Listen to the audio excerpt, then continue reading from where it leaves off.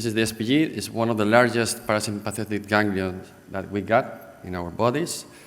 It's located inside the pterygopalatine fossa. The pterygopalatine fossa is surrounded by bones. You see a lot of bones everywhere.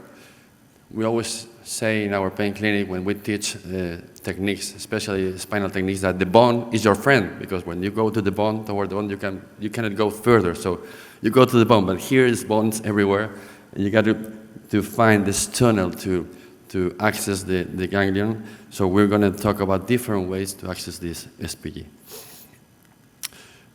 Other structures you have to keep in mind inside this pterygopalatine fossa are, in the top of this fossa is the second branch of the trigeminal nerve, coming with the maxillary artery alongside. And this maxillary artery occasionally has communications with the internal carotid artery.